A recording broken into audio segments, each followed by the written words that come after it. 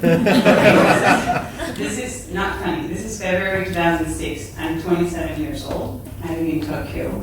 I'm a consultant, and I'm miserable. I cry in the toilets. I'm sad. I'm alone. I'm far from my friends, my family, my boyfriend. My assignment is a nightmare. My manager is a nightmare. And then that evening, 8 p.m., she stands up and takes a folder and binder and throws at my face. I can't take it anymore. This has to stop, so I stand up for myself and I say, okay, you, outside.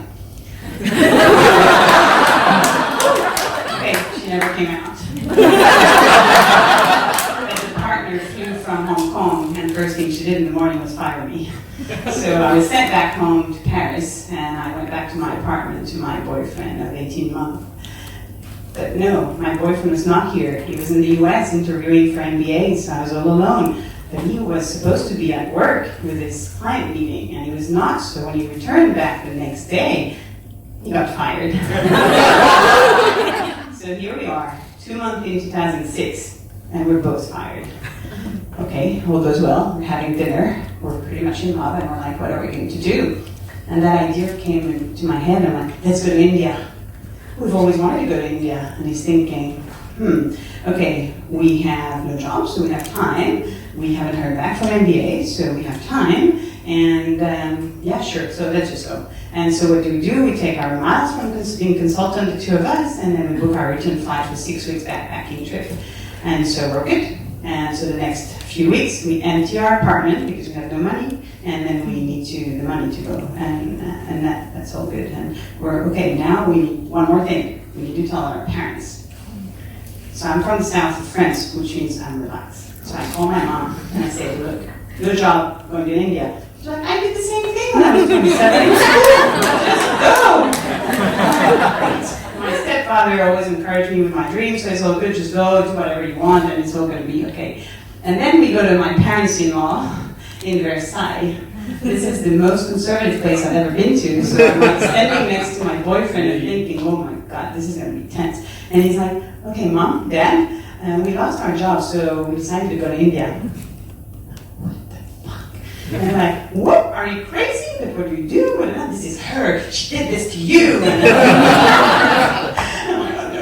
So we're like, okay, bye-bye, we're going. That last night we decided, because we were super cool, to go to a concert, and we walk into Paris, and then his phone rings, and we can see it's a US number, so we run into a small street, and he answers, and he's like, okay, yeah, okay, great, thank you. And he looks at me, and I'm like, what?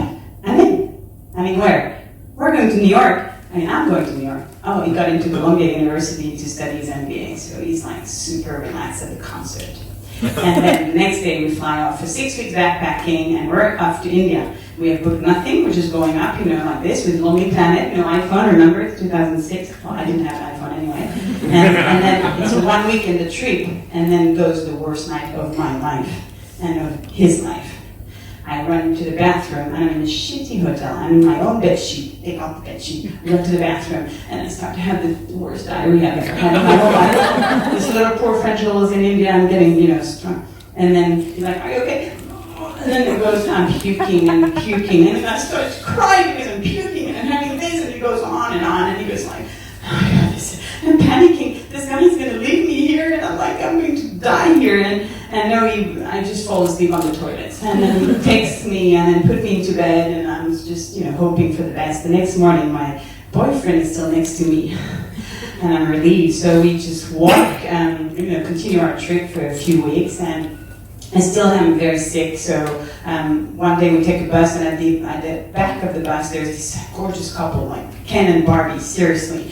And we start talking to them, and they just did 3 months volunteering in a hospital. So we gathered at this medical school. She's a nurse. I said, can you please just tell me what I have? And he has, you have 3 options: bacteria, virus, something, pregnant, or malaria medicine. I'm like, okay, no way to test bacteria here in this bus in India. So I go to a shop next city, and we're asking, can we get a pregnancy test? The guy looks, and he's very happy. Hey, you're happy, and give me this. And it's a 1980s, seriously, pregnancy test with Madonna on it.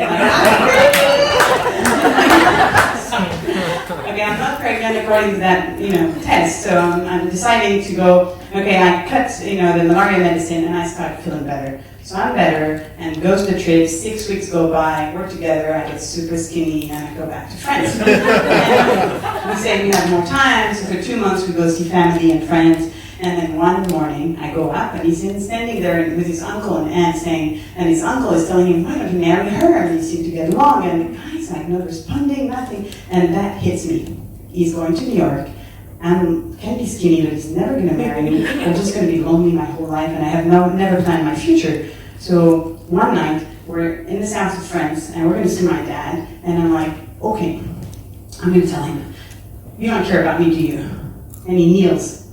And it's like, what do you want? A baby? You want to marry me? What did I answer? You don't even have a ring.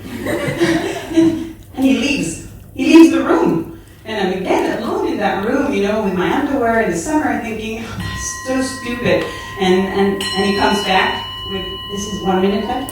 Yeah, okay. And so he goes and he pops this ring. And I'm like, okay, that's for a Friends fan. I'm just like super happy. We tell my dad, and then, really cool. And we go back to Versailles, the conservative place. And he tells Mom, Dad, we're getting married in 3 weeks. So that's it. But it's 13 years later. My boyfriend became my husband. He's standing there and listening to my story where I'm telling everyone I love him.